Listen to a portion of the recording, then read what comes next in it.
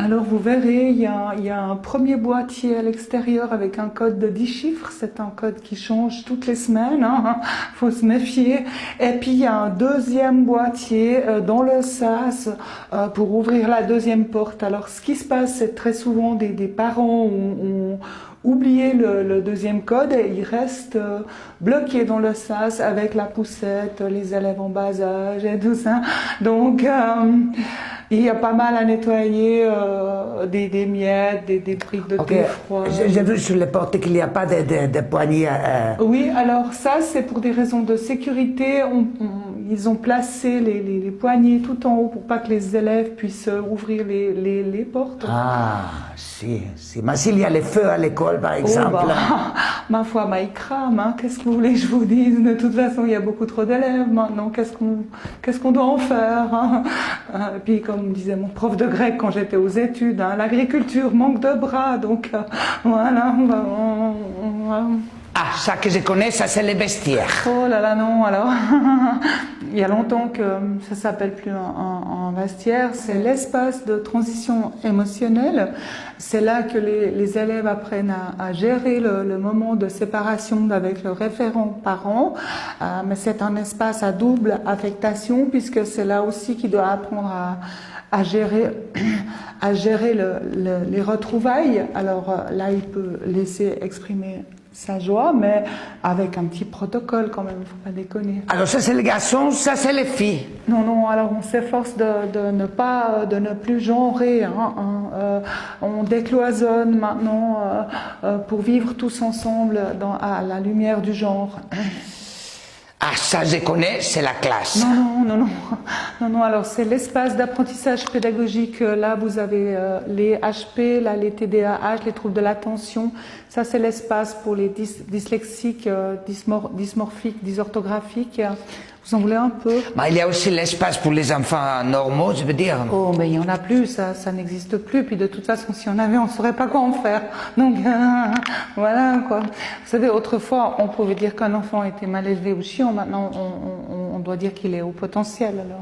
Et il doit nettoyer les pupitres, tout ça. Donc, ce ne sont pas des pupitres, ce sont des soutiens d'apprentissage individuel par opposition au vivre ensemble qui se passe là-bas, qui permet des échanges interactifs décloisonnés entre les élèves. Ah, c'est pour ça qu'il y a les vents. Alors justement, ce ne sont pas des bancs, ce sont des espaces, comme je disais, de confinement partagé. Bah, ils rangent les papiers et tout ça avant que je nettoie les crayons. Alors, attention, ce ne sont pas des crayons, ce sont des outils scripteurs. Et attendez, ça, vous savez ce que c'est? Ça, je sais, c'est une gomme. Et non, c'est un bloc mucilagineux. Ah. Voilà. Et les papiers qui sont là?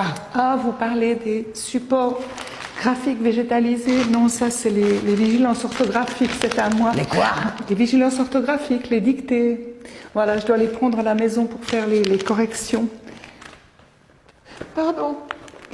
Pour entamer la procédure d'évaluation des acquis pour les élèves allophones et non allophones. Ah, une dernière chose, est-ce que je dois faire les vitres? Non, alors il y a des nouvelles petites directives au département qui nous demandent de ne pas mettre l'élève au centre, donc je regarde, j'évite de les regarder dans les yeux, je regarde volontiers la porte ou la fenêtre, donc si les vitres sont sales, comme ça m'évite d'être distraite par les oiseaux, par l'activité des vertébrés bipèdes ailés. Ça, c'est la cafétéria, le réfectoire, je sais pas comment vous dites. Non, c'est l'espace diététique voué à l'éducation nutritionnelle. Je vous laisse regarder, il y a une table pour les végétariens, une autre pour les végétaliens, une autre pour les véganes, une autre pour les allergiques au gluten, une autre pour les allergiques au lactose. Et ceux qui n'ont rien. Mais ils mangent pas, vous savez, de toute façon, manger c'est mal vu maintenant, donc... Alors je vous montre pas lequel à poubelle parce que c'est un endroit qui me donne des angoisses terribles parce qu'il y a 78 contenants, il y a poubelle, il y a pour le papier, le PET, le feutre, la jute, la laine, enfin... Oh zut, j'ai oublié de vous montrer l'endroit où on crée de la vitesse, là, avec le tas de jeux non genrés, avec le référentiel rebondissant. La salle de gymnastique. Oui, yes. Bravo. Bon, ben, je crois qu'on a à peu près fait le tour. Vous pouvez venir mercredi parce qu'on a la sortie de cohésion. La sortie de cohésion, la course d'école. Ouf, si, on y va parce qu'on attend une petite autorisation du petit département. L'autorisation DEAO, DEGO, SESS 04. Vous allez visiter une usine del nucléaire? Non, on va voir les marmottes. Alors mercredi. Non, alors, quoi qu'il en soit, vous ne me verrez pas mercredi parce que j'ai une séance avec la direction tension ressources, j'ai un séminaire sur l'école inclusive et puis j'ai une formation continue, donc ne restez pas coincés dans le sas, hein. Tu sais, je suis contente quelquefois d'être juste femme de ménage. Hein. Non, qu'est-ce que j'ai dit? Pas femme de ménage, agente de nettoyage, technicienne de surface. On va rester coincé dans les sas. Bien, bien, on sort pendant que c'est encore ouvert avec les codes.